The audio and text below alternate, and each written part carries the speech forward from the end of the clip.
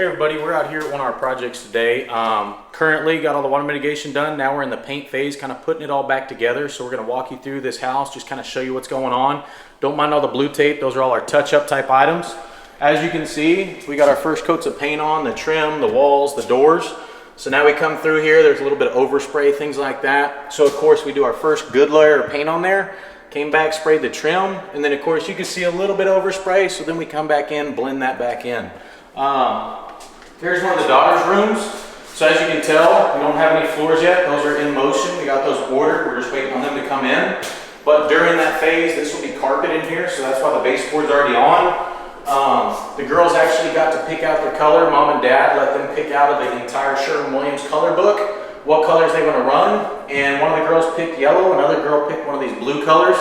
That being said, they already had an accent wall. So we already had the monies approved to get the accent wall done. They just happen to change the color, which is fine because insurance, we can't ever do an exact color match anyway, so we usually have to repaint the walls. So the cool thing is, as long as we're not doing anything too crazy, we can always do a different color change on there.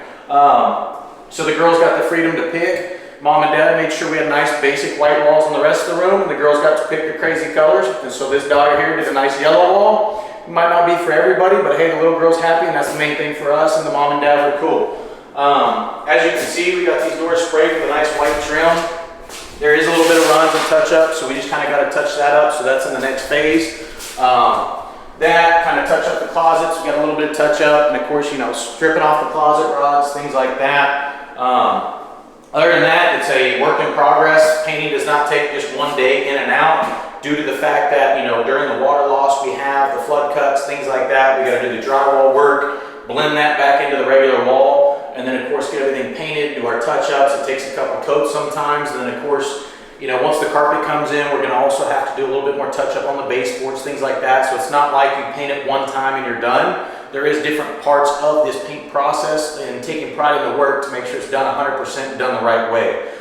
Just like I said out there in the hallway, you got a little bit of overspray here. Not a big deal because we're going to make sure that we put fresh paint on here and make it fresh cut-in lines, all that good stuff. So just remember, during that paint process, it does take time. It's not just an in and out real fast. It takes a little bit of time coming back multiple times. Then we go through and blue tape it. And then once we get closer to the end of the project or completed, we always let our homeowners know we're going to take a little bit of time where you guys can go through anything we might have missed after being in here for a little while. You guys blue tape it, kind of come up with a final list. So then if there's any imperfections, then at the end of that 30-day time frame, plus or minus a couple days, of course, then you guys have any imperfections. Then we come out with a couple guys and we do that final hit and make sure everything is perfect as well as possible to get it 100% back together again. And of course, we can do that at any phase because our main goal is to get you guys back in your house as quick and timely as possible.